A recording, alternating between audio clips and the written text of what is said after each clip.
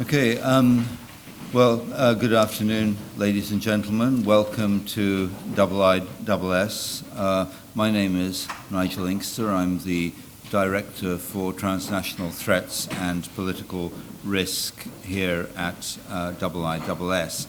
And I'm very pleased to be chairing today's session, which is the latest in a series of addresses here at IISS or engagements with senior Pakistani policy makers. It was almost exactly a year ago that we had Pakistan's Interior Minister, His Excellency Mr. Rahman Malik, speaking here.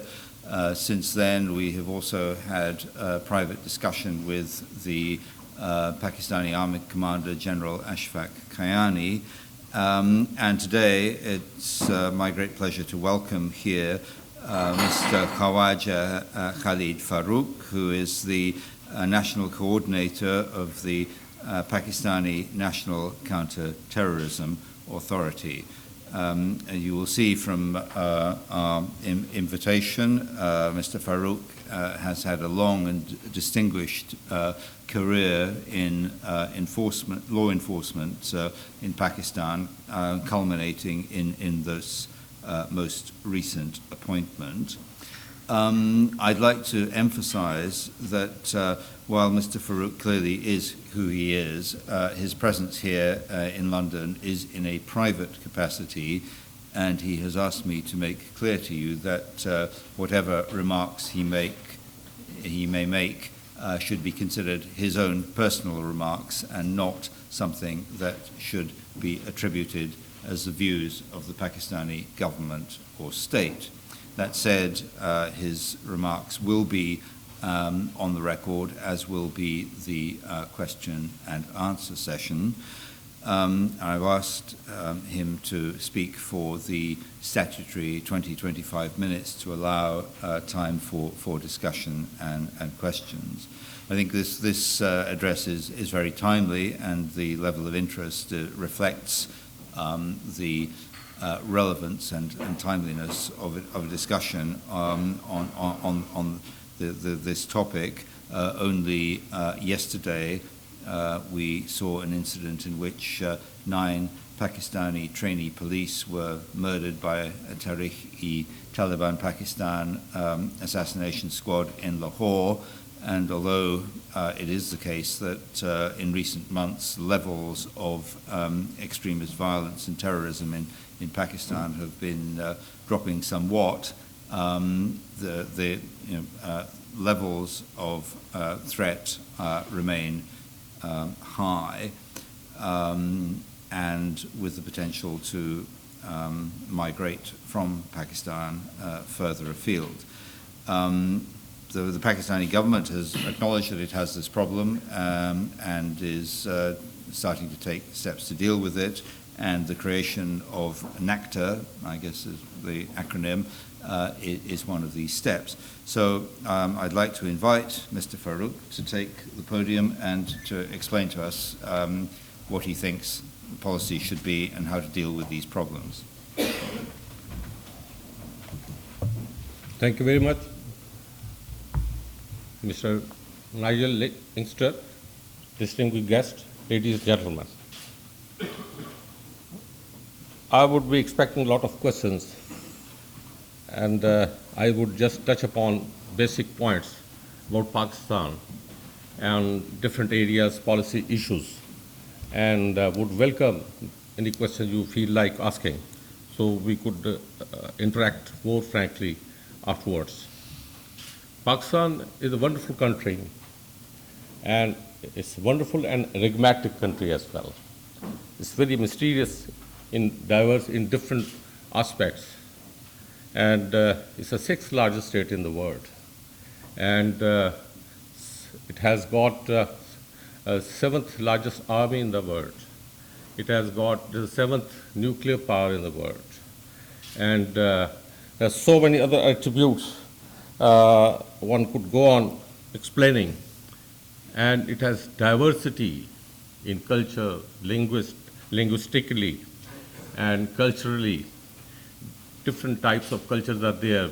At these days, we are known by the militants, extremism, and terrorist groups.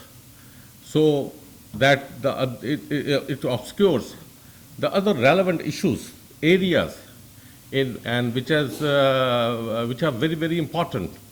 And we just shudder to read many articles in the press from Western angles, which in fact is sort of are not directly go into details, or they are not that much cognizant of the facts or ground situation prevailing there.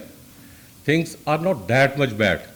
You would be surprised to hear these comments, because sitting here, one can understand whatever bad is there, it is written, it is publicized. There are certain areas, obviously, we are in a war against terror, and consequences we are facing. As you just summarily, I would just touch upon a few things. As all of you must be knowing, it was carved out of India in 1947 in the name of religion, a second country, as in addition to Israel, which have been carved out, which have been founded on the basis of religion. We never had any problem. Things were very nice. I will be talking as a practitioner because we have been traveling on the busiest road in Pakistan, in Lahore, Karachi, and everywhere else. Things were entirely different. And there was a lot of tolerance for each other. Things, in fact, the major shift in the approach or thinking which started flourishing was after this, during period of General Ziaul Haq, when there was Soviet occupation of Afghanistan. Pakistan participated a lot.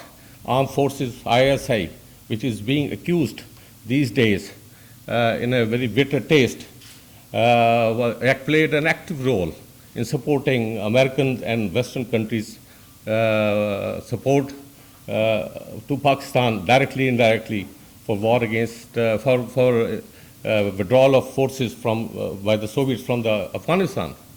So that was a critical moment. If you ask me, I think that is the critical moment in our history when we just change our thinking. The new things like automatic weapons, which were never heard of, which were not seen visible, they started flowing in Pakistan. And they were transported to all areas of Pakistan. From there, we started to get more violent crime occurring in Pakistan. So this is the most critical period. At that time, just to achieve our objective, the army, the authority, the president in power, Mr. General Ziaul Haq, supported by Western countries, they launched a campaign. The madrasas were supported, the people, students, talibs, you call them, they were supported, they were given training, and with arms, ammunition, everything was provided to them, and from that they went to war against Soviets and fought with the Soviets, and ultimately the objective was achieved. Now from that time onward, West withdrew. Pakistan government at the helm of affairs did not have the policy to transfer those people or utilize those people, employ those people in better areas. They were left unattended. So that's how this problem started brewing up. And then seminaries, the religious institutions were supported. There is no problem, there is no objection if you support religious institutions. But if with a different tinge and with the militaristic tinge, if you support them, then it becomes a problem. Ironically, Pakistan is basically 95% of the population is Muslim, and rest are other communities with different religious background. In this 95% Muslim population, majority belongs to Sunni group. Now, in Sunni group, sect of Islam, there are different branches. Now, in the falling of the one branch, that is the Deoband group, which was directly involved and which had the support and which played an active role, and which is more close to Saudi's Wahhabism. So that school of thought, that got support and power. So this is the way, this is the reason, and majority belongs to other groups. The Sufis who believe in Sufis or shrines or all sort of these things, and they were less aggressive group of people. Now that was the critical time, I would say, which with the Pakistan today is what the decision was taken in that period. So okay, it's part of the history. It has been done. Now, from the beginning, Pakistan chose to be a close Western ally. We joined Western group, CETO, CENTO, we were a member of that, whereas India remained aloof, decided to remain aloof, and it was part of non-aligned movement. Pakistan were not allowed to become a member of non-aligned movement because of being signatory to these defense security pacts with America and the other Western countries.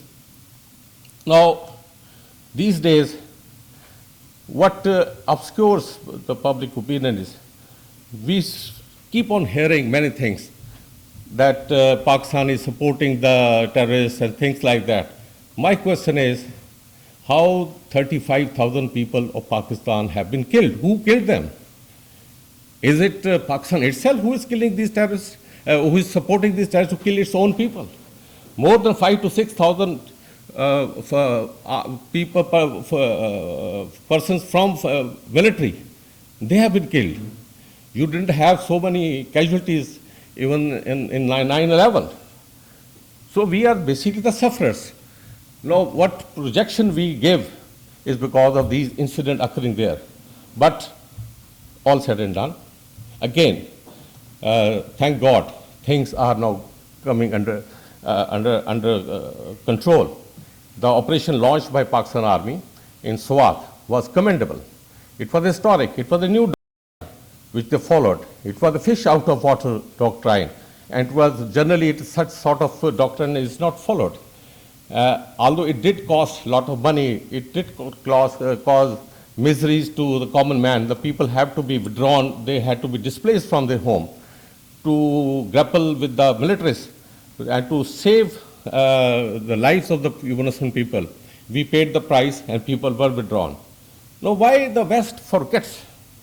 Why 3 billion people we have been harboring, we have been supporting from Afghanistan, and still even today, to not more than 2 million, about 2 million people still living in Afghanis are still living in Pakistan.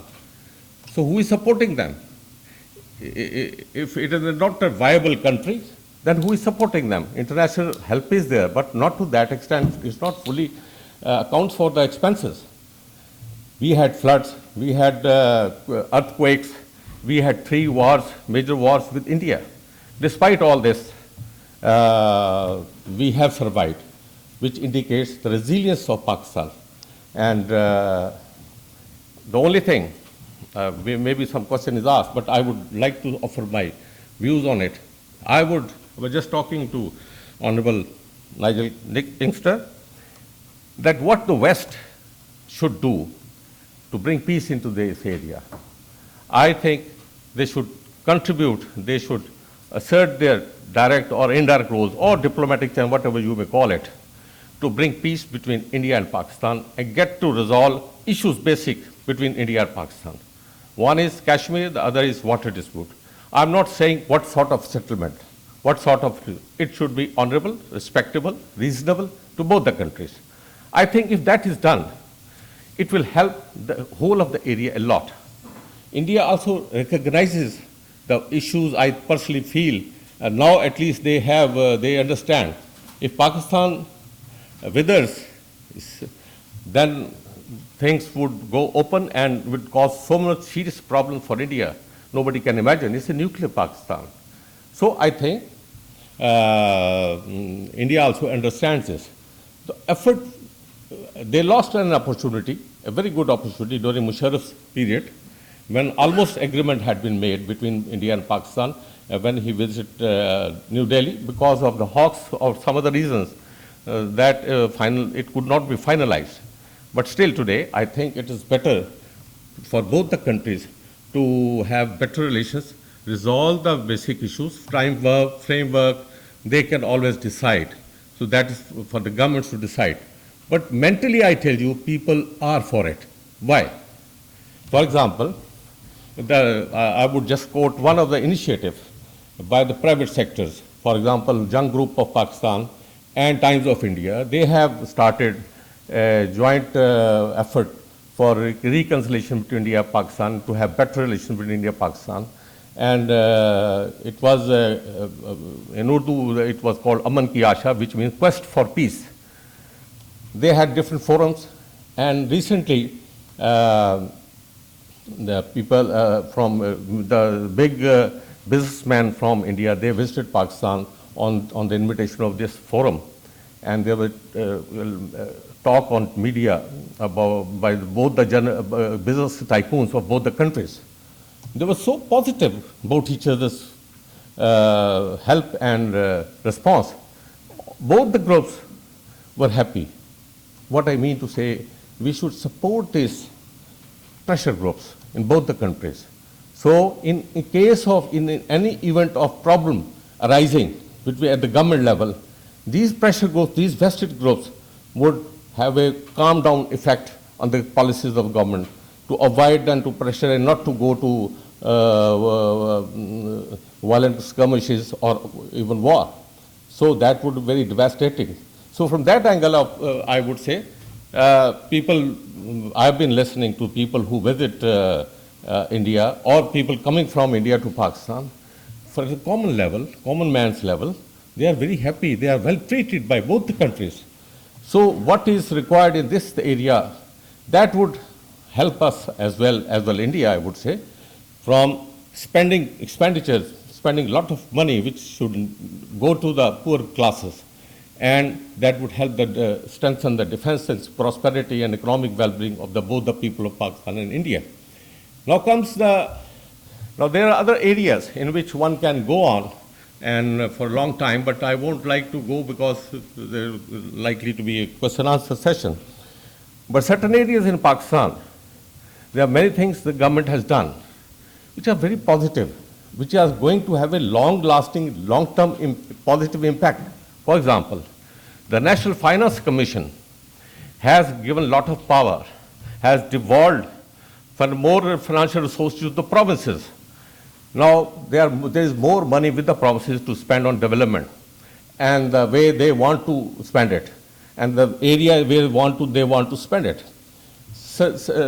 Then there is another, in addition to the empowerment of the provinces with more financial resources, Government of Pakistan, there have been 18th Amendment in the Constitution, under which about 18 departments have been devolved to the provinces. So this is another good achievement. The third achievement, which I would say, the spirit of accommodation, reconciliation. Now, there is not a single case registered by this political government against any other of their adversary.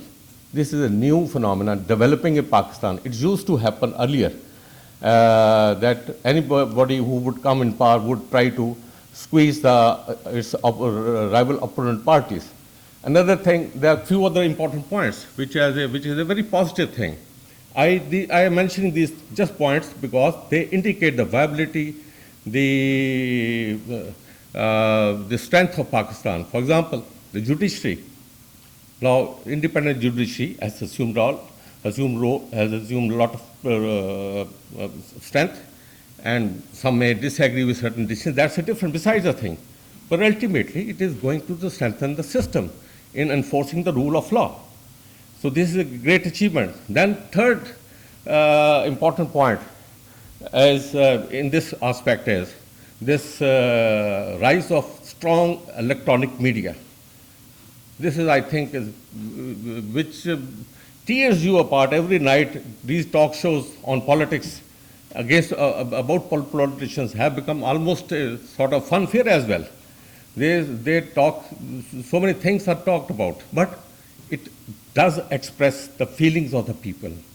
People, more and more urbanization is happening over there. People are are getting more alert to their rights as well.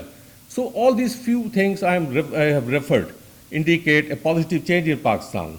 By and large, the militancy, the terrorism has been brought under control, but still a lot is to be done. And in this Pakistan army, they have paid a very heavy price. The political governments, there are many things which political government could have done. Governance could have been better. There could have been much better policies as well. For example, I would say if one is to attach a potus, it is for raising the taxation system, the earning of revenue by the government of Pakistan. We are very weak, very poor in this regard. This area is a governance area. This is not a basic problem that we are facing. It is our own internal system we have to improve. 10% of GDP, which is nothing. Sri Lanka is, India, if I'm correct, is collecting 15% of the GDP as taxes. Sri Lanka is 17%. And if you come to Sweden, it is almost 50%. So you will have to depend less on aid, or maybe Pakistan may not need any aid. We have resources. How come people have properties in all over the world? They are people from Pakistan. They earn from Pakistan. Did they give that much amount of money in return to help the poor and develop the infrastructure in Pakistan? No. So that is the area which needs to be strengthened, and I'm sure if that is done, we may not be dependent on aid. So we will not have to run here and there to beg bowl for supporting our budget. So I think I've taken more than the time you indicated. So with few words, I'll be willing to answer the question. There are many points coming in my mind. I had not prepared any speech. I was on holidays, as I told my friend, but my wife is with me. She's watching me, what I'm talking about. But still, I think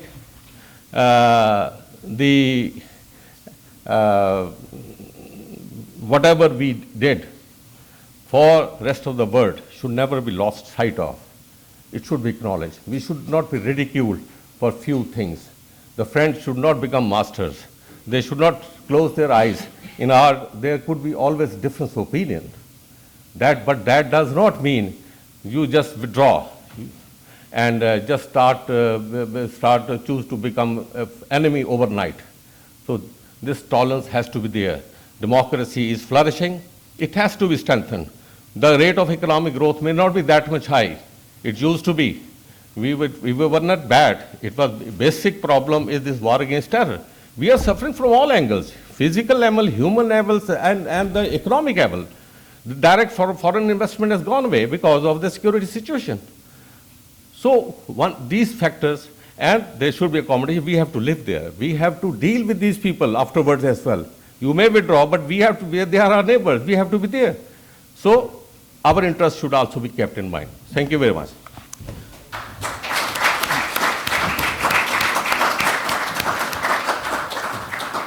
Well, thank you very much. You sketched out a number of important issues and a number of areas in which it would seem that the situation in Pakistan is or has the prospect of taking a turn for the better. I'll now open the floor for questions, and could I please ask anyone who puts their hand up to identify who they are. I'll start with Rahul Roy Chowdhury, Senior Fellow for South Asia. Thank you very much, Mr. Farooq. You've talked about the large number of Pakistani civilians and security forces killed over the last few years in terms of terror attacks within Pakistan. Could you give us an idea of the lead agencies on counterterrorism within Pakistan, including NACTA? Where does NACTA, for example, fit in to Pakistan's counterterrorism efforts? Thank you. In fact, No, you don't have to push anything. It's on. okay. NACTA was founded by the Prime Minister of Pakistan, former Prime Minister of Pakistan, 2009, late 2009. It is still in its nascent stage, and the basic idea is to have a body in the public sector which should deal with the policy analysis for the government of Pakistan, have interaction with all kinds of people. We do invite so-called extremists in our office. We talk to them, we have their views, and all sides of opinions are taken. Then we give our views to them. We are making certain studies in certain areas. One of my officer, Director Counter-terrorism, he's sitting with me at present. He went to Swat area to analyze the situation there. We have, before coming to England, I had a session with the people who had a lot of insight into FATA area. So we are working on that, but still I would say its legislation is almost complete. It is yet to be approved, but it is in a final stage.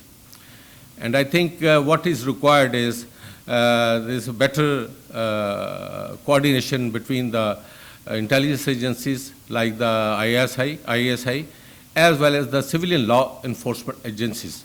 There's the police. It's ultimately the police which has to deal with the day-to-day criminal act, including terrorist acts. So from that angle, I held a couple of meetings. I invited police from all over Pakistan and the intelligence agency, ISI. So it was generally, they are not that much easily available, accessible, except with their point of view for certain projects. If they need certain help, that's a different thing. But generally, that sort of, they do provide information through official channels. But once you require it immediately, there's a lot of problem. So that sort of bridge has been gap. We brought them together. They discussed their problems, and they were very positive about whatever help they needed.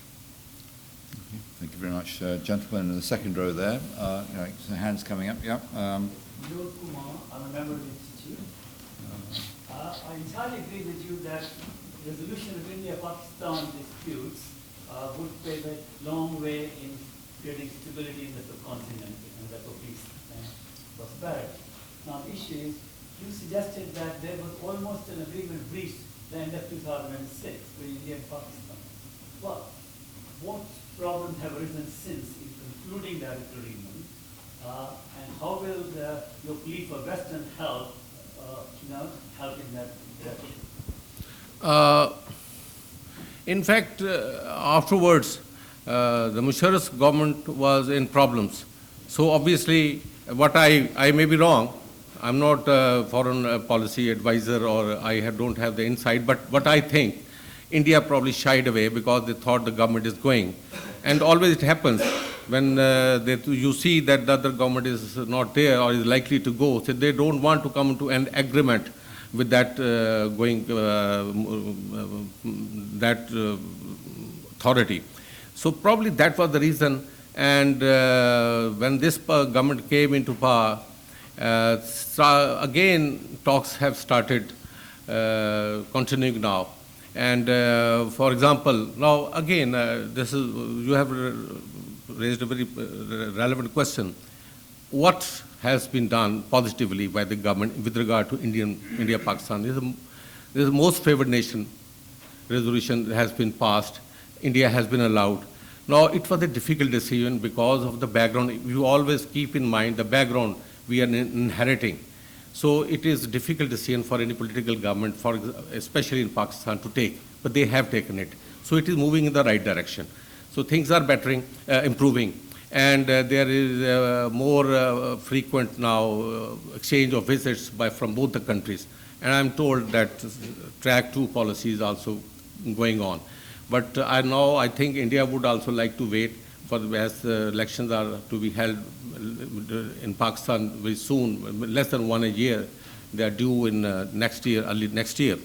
So probably they might withhold their further advancement. I am not sure, maybe something positive might have occurred already, but this is what I think is likely to be the reason. So how would Western help?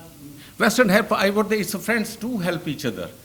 It's not a use of force.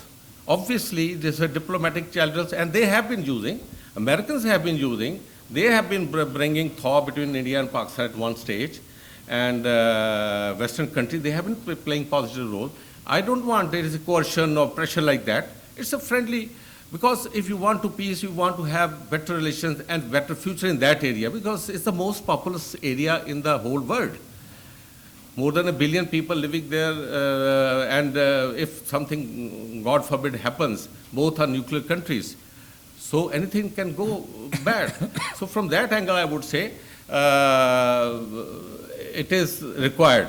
The United Nations or other forums, or I was in Dhaka on United Nations conference over there the last month. I did ask my Indian counterpart over there attending the conference. Problem may be continuing. I asked him, why did you stop your cricket team to visit or our team to visit India? This is a positive vested group. Let this continue, whatever the situation may be.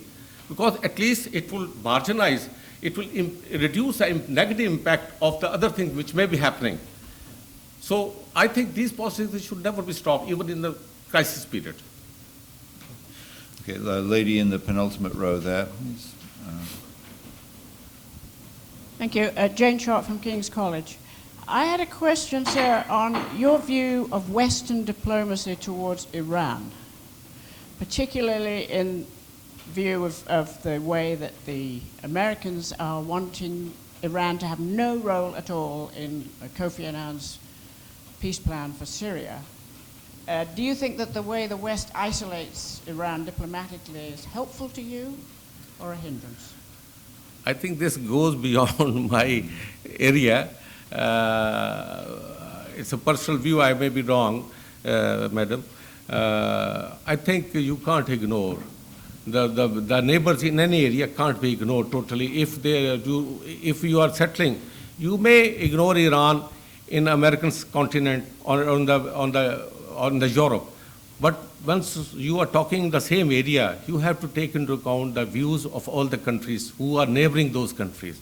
So permanent solution can never be arrived at, or peaceful or proper solution for long time, in long term can't be achieved unless you may not accommodate to the fullest, but do something. You do, so undercurrents should be attended to. Okay, Mark Fitzpatrick. First of all, Mr. Farooq, thank you very much for coming to speak with us today, taking time from your vacation to do so.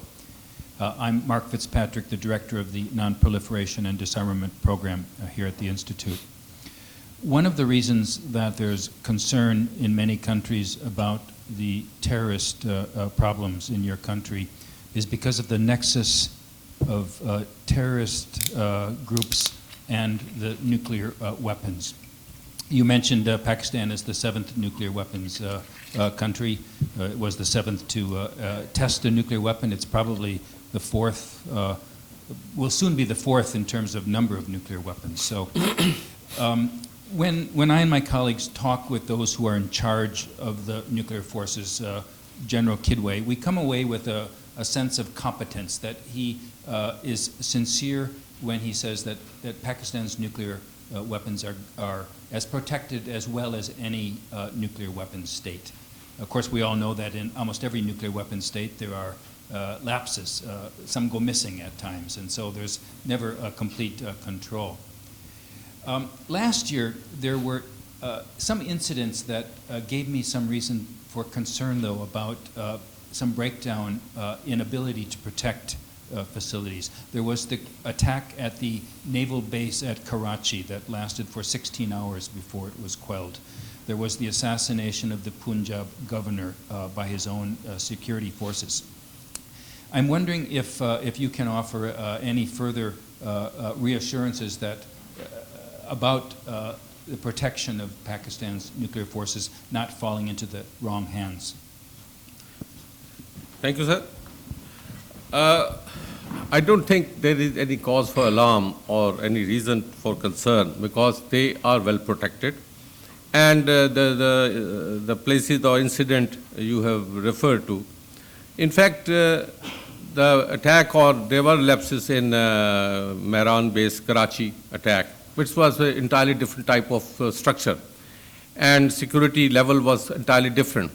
But as with regard to killing of murder of ex-governor Punjab, Mr. Salman Taseer, in fact, I had a chance to serve with him, under him, as Inspector General of Police Punjab. He was very thoroughly gentleman, very nice person, and very accommodative, and very firm in his views. It was a personal solo incident of one person. It was not a sort of, it can happen anywhere with anybody, like what happened to late Indira Gandhi. So it doesn't need to have a movement or groups working or operating a base. You can't provide protection to anybody. Even Mr. Kennedy was murdered, despite all the security. So these things do happen. But as for the nuclear weapons are concerned, as far as my knowledge goes, and Army takes due care of, and Western countries, they also take due care of us, whether we are looking after nuclear weapons properly or not. And nothing bad has happened so far. Even there was a problem in a nuclear reactor in Japan, one of the most advanced countries, but it has never happened in our country. So it is, I think they are in fully safe hands. And proper security, level of security has been raised even during Musharraf's period, with the, after having interaction with the Western countries. Okay, I've got a number of, I'll keep going on this side, and in the order of which people catch my eye. I'll start with Shahzadi Beg, please. Shahzadi Beg, I'm a barrister and a member of the Institute. Just picking up on your last point about the assassination of Governor Salman Taseer, I spoke at the National Police Academy shortly after that assassination, and I was frankly alarmed by some of the comments that I heard. So the question that I wanted to ask you was what steps are being taken by the police to screen new police recruits in terms of their religious affiliation? Can I also indulge very quickly in another short question, which is that there is at the present time a long march going on in Pakistan from the religious parties as a result of the NATO supply route that's opened up. Do you envisage that this may result in strengthening the religious parties and possibly polarizing public opinion further still? As far as the security concern and the training of the police, they have started going for the proper checkup of the police personnel, especially those who are deployed with the VVIPs. Generally, it is not possible to have proper survey and research to about all the policemen all the time. And because of the enormous strength police has, for example, in Punjab alone, which I also commanded in 2009 when Mr. Salman Taseer was the governor, it is around 180,000 personnel. So they are deployed on different duties. So only scanning or proper checkup is with regard to the deployment with the VVIPs. Still, you can make your best efforts, but you can't never be 100% sure. So it all depends on the human being, the minds of, he may not, the police, what they would like to go. We don't go, as you would understand, there's a psychological test or things like that. We are not that much modern, but we do go about his antecedent history, criminal history, or his relations or friendship or with such persons. So that thing is taken care of. But with regard to other factors, today if some test is conducted and that person is cleared, maybe tomorrow he gets into the hand of somebody else. So that is always, it will remain a possibility. You can't totally ignore it. The other question I forgot, sorry. Yes. It's a democratic country and everybody has its right. It doesn't problem me. It gives me problem when it directly hits me, it physically attacks me, assaults me. So that becomes a problem. So far, the long march, I've been abroad, but what I've heard has been a peaceful march. They are trying their strength, and their elections are coming, you can understand. And there will be so many things occurring. People would be trying their best to get votes in their favor. So these activities will keep on moving, and it will flourish, and it will get more strengthened. All the political parties in Pakistan, according to their agenda, would be trying to woo voters to cast vote for their party. So I think this is part of their campaign, political campaign. As far as the previous history is concerned, only during martial laws, when the army was in power, the main religious parties got support or votes or seats in the assemblies. While in the rest of the history of Pakistan, you can see that even the results in the last election, which the present government was elected, and their performance was dismal. And only recent past, it was during Musharraf's era, he needed support, because two of the major parties were out of the way, they were not liked. So obviously he had some political support. So these parties were helping him indirectly or directly, if I'm not crossing my line, and they annoy those people in Pakistan. But still, I think people have right, and they tolerate, and they are not converted like that. Once they go for vote, they go according to their own thinking. They may like some extremist, some mullah, some religious person for their personal religious belief, but that does not mean that he will vote for him as well. So this is a hell of a difference between these two extremes. Thank you. Right, the gentleman in the penultimate row, the third row from the back there, please, with his hand up. Yep.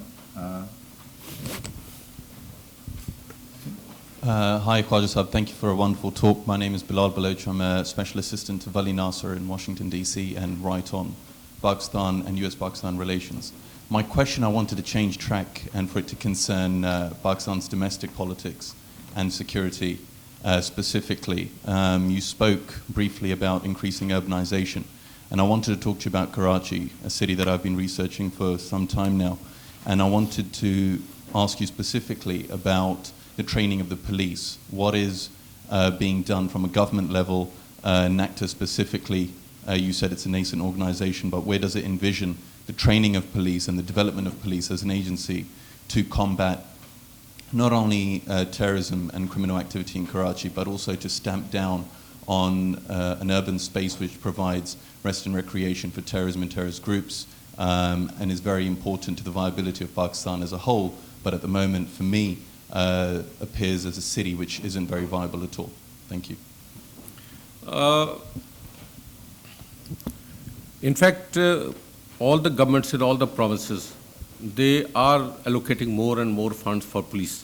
They understand, the political government always understand, because they have to depend on them. For even their own survival, they need efficient police. So the government is spending, all the provinces in Pakistan, they are spending more, allocated more resources for police. And now, in view of this terrorism problem, even army is training a group of people specially trained to tackle these terrorists.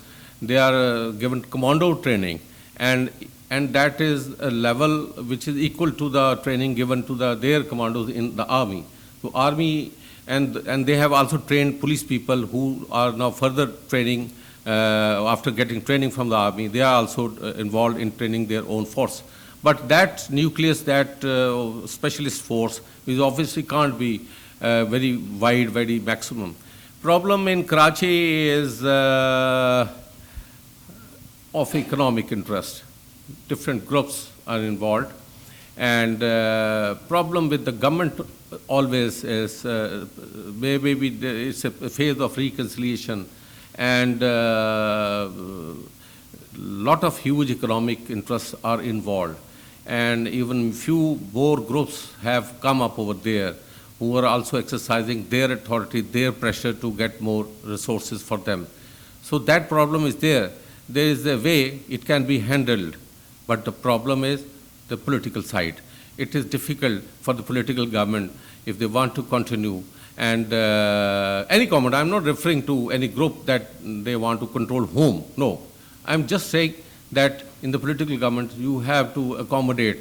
It may sound very strange in Britain, but the culture, the patronage system we have in Pakistan, it will further improve. With more urbanization, things will improve. And priorities will be improving. The outlook of the people is changing. People are not demanding. They are demanding that we should be provided all these basic necessities. So I take it as a positive change. This problem is there, and it's the hub of the economic activity, and it is the only seaport, major seaport. So, but I think things are definitely, they are controllable. Even today, they are controllable. Only thing is strong will and decision, and which is difficult to take at times because of the other repercussions. Okay, I'm going to move to this side of the hall now, start in the front row with Antoine. Thank you, sir. Antoine Levesque, research analyst here. My question is about the upcoming elections for next year. I was wondering if you may think that there could be a constituency of militants or other terrorist interests which would itself be interested in destabilizing that really important transition which is looming. Thank you.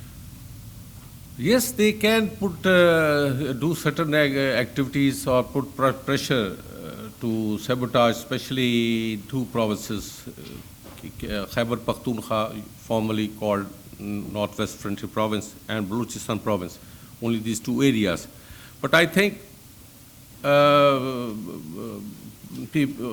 government would be able to handle it. They can even deploy army if required. So, and general public wants to go for it.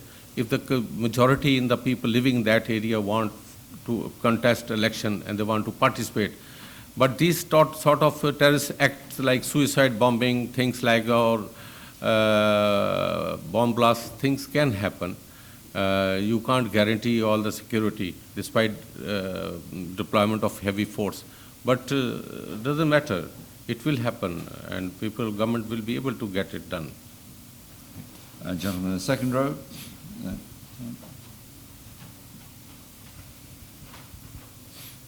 Thank you. I'm Dr. Sajid Ali Khan, a member here. Khawaja Sahib, the question is Pakistan viable?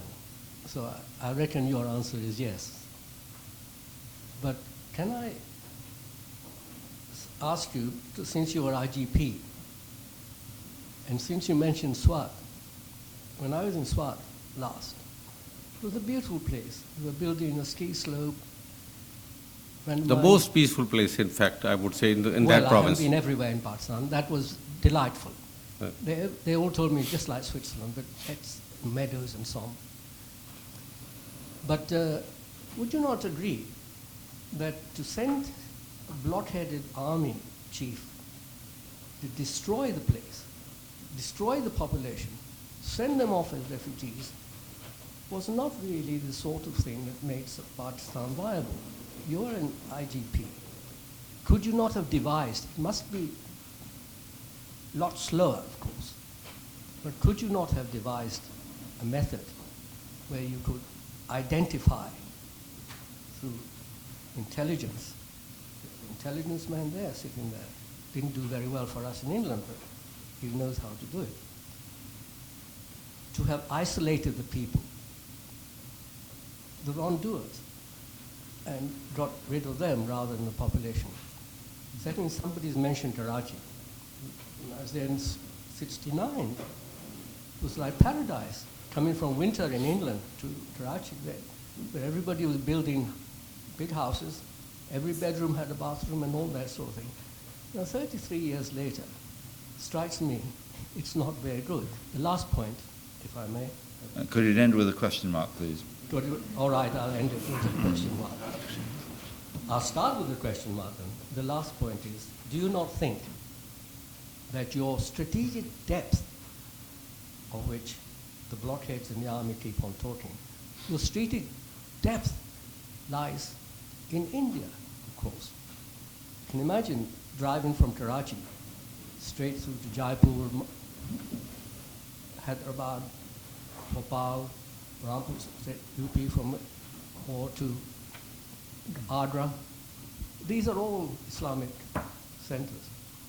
So don't you think the strategic depth is there? That is the question. Okay, thank you very much. Sorry, other speakers only raised one question. You've had three. I think, please. Thank you. Thank you. In fact, the army had to be moved in because things were getting worse.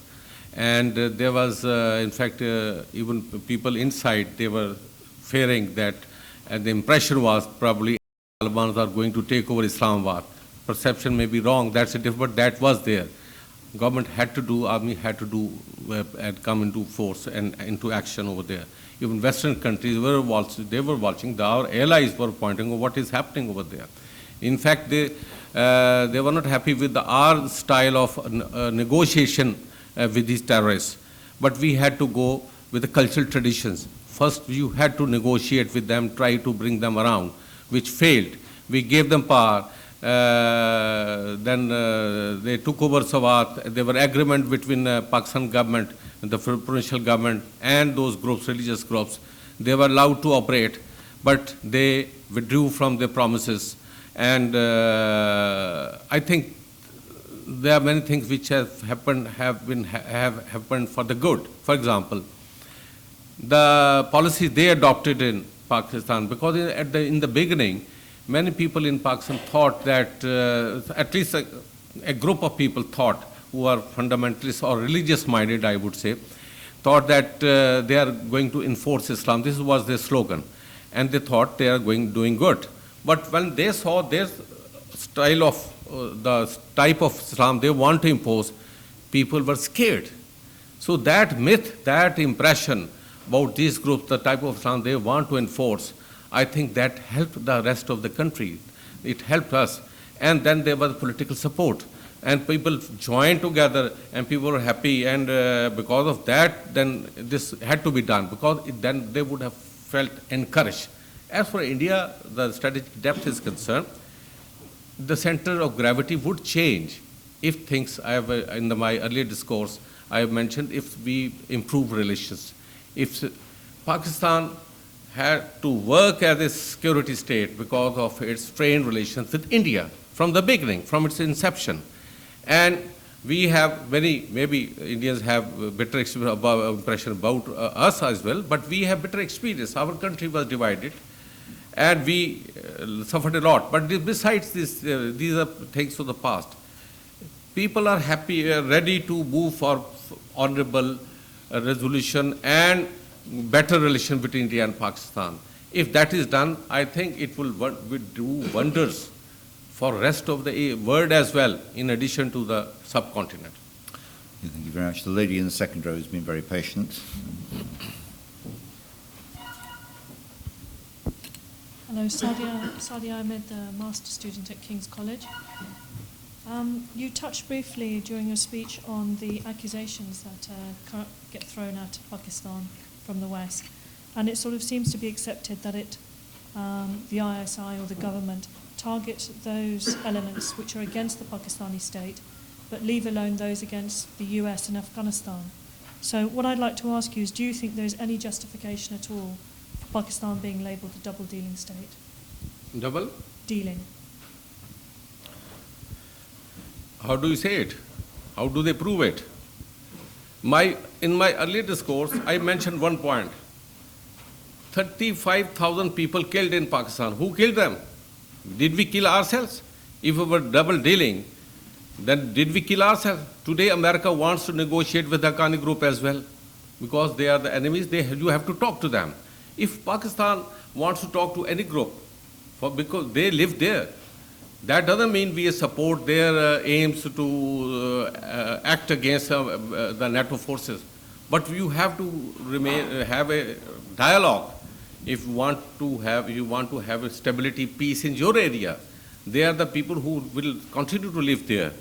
So it should not be taken in that spirit. And I would just ask one question, that they should tell us, even combined NATO forces have not suffered so much as against Pakistan. People and the army has suffered, paid the price. So what more do you want from Pakistan?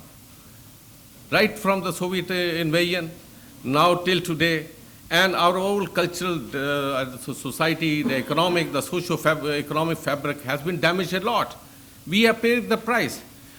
One estimated cost of this war against terror Pakistan has faced is about roughly $69 billion. What we have got in return in aid. What America provides, we are grateful to them for the technological, legal, tech assistance, whatever they provide us. On average, it comes to $9 per year per person.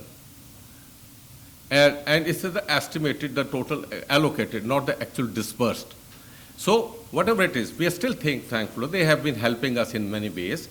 This is not disputing their support to our country. But time and again I would repeat and emphasize that please acknowledge the sacrifices we have made. We may have erred somewhere, we may have been lacking somewhere, but our people have suffered. Now this investment has gone away. The local people are investing somewhere else. So it is actually causing more unemployment, more economic problems. So that sort of thing should always be kept in mind. Thank you. There was a gentleman right at the back there who's been waiting by the door, who's been waiting a long time. Hi, Mr. Farooq. My name is Amar Ilyas. I'm a barrister. I have two parts of the question. Number one, do you not believe that Pakistan is riddled with undercover CIA agents, Mossad agents, working in the country to destabilize the country? Number one. And secondly, if you look at the war on terror on a whole, there's lots of double standards, and I agree with you, Pakistan is paying a huge price, and the civilian population is paying a huge price, but the government, which is quite kindly corrupt, are not helping the cause either. What would you say about that?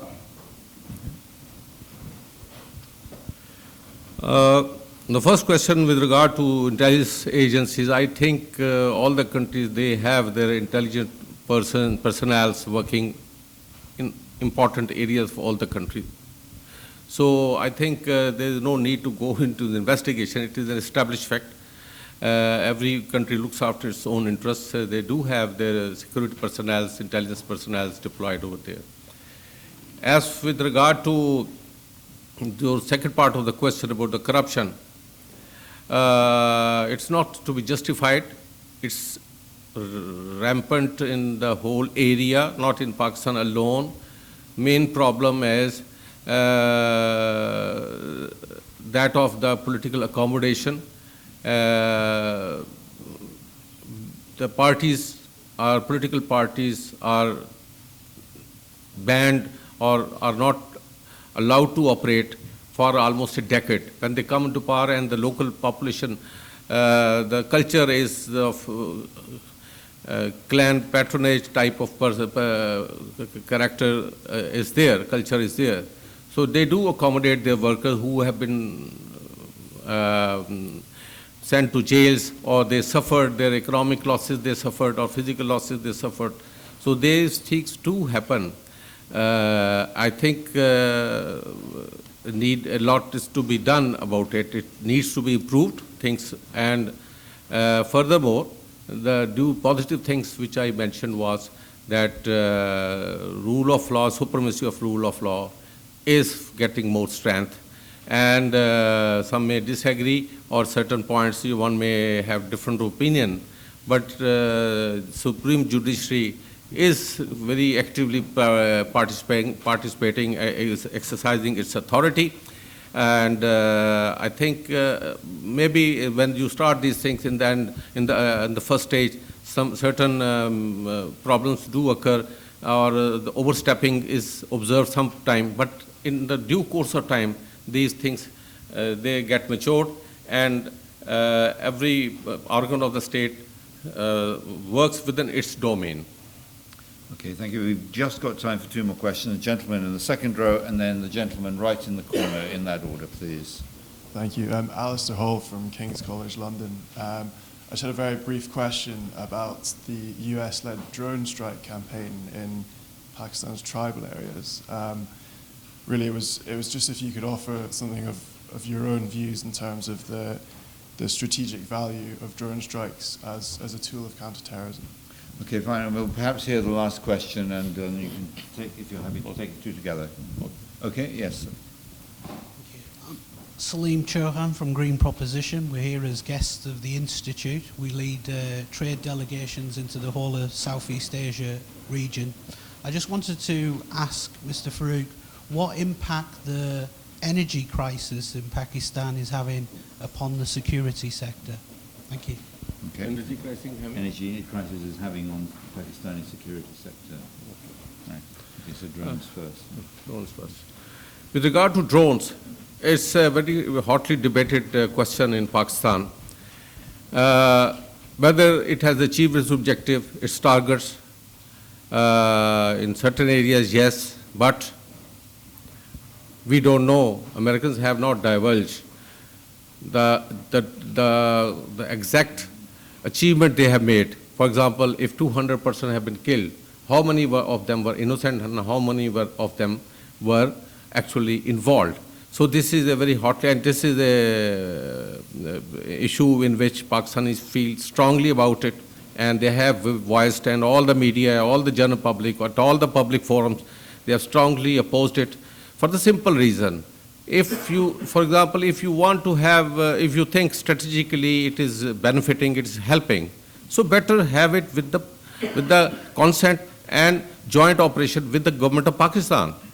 You are violating the sovereignty of the country, and no country would allow its territory, maybe its air base or otherwise, to be flouted or to be violated by any other country. So from that point of view, people are allergic, and they are very unhappy about it, and the government of Pakistan has also voiced its concern. So from that angle, I think America and Pakistan could sit together, and if it is decided that they are useful, and there have been some good killing as well, but the number of people who have been killed and those who were innocent, the details are not available. And has America accept those few who are very important people who were killed in these bushes? Have they ever explained or told the public about the number of other people they have killed? Who were they? I would wish they would also have a drone attack in Kunnar and province of Afghanistan, where the militant Maulvi Fazlullah is hiding. That is the main center of a terrorist group over there in Afghanistan. So I would wish they could also give a light to that and have an assault on it. On the energy problem. Oh. Yeah. Energy problem is very acute, and I think, and its a long-term solution is required. Short-term solution is not possible, and definitely it affects the whole of the economy. It's the most important thing which is affected adversely is the economy. From that, and because of this, there is a lot of public agitation in Pakistan, and I think we should have gone much earlier to go for development of these hydropower projects.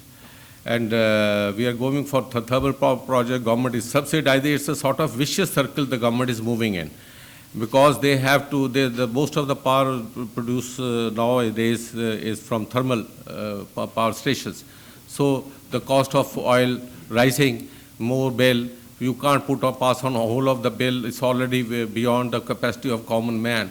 So this problem is very serious, and it's affecting the economy. The industry is facing a lot of acute problem because of this. This area, these things which you were rightly pointed out, these will be important points for the next elections. And government, for example, the collection of tax. Now, a lot of debate is going on the TV. The political parties accusing each other, how much do you pay? So personality, the top people in Pakistan on the media are being questioned by the rival opponent parties that how much taxes do you pay? So these things are getting ground. Now it is affecting the youth, which mostly lives in the urban areas and which is very proactive as well. So I think this is a good thing. It has made them accountable as well. Okay, thank you very much indeed. We have slightly run over time, but I didn't want to interrupt a discussion that I think has covered a significant amount of ground. We've asked you to stray quite far beyond your formal remit for as counter-terrorism coordinator for Pakistan, and I think you've been very gracious in your readiness to address a wide range of questions. But in doing so, you remind us that terrorism and violent extremism is not in itself, a phenomenon, but rather a symptom of wider sociological, political, and economic phenomena, and that has been a very useful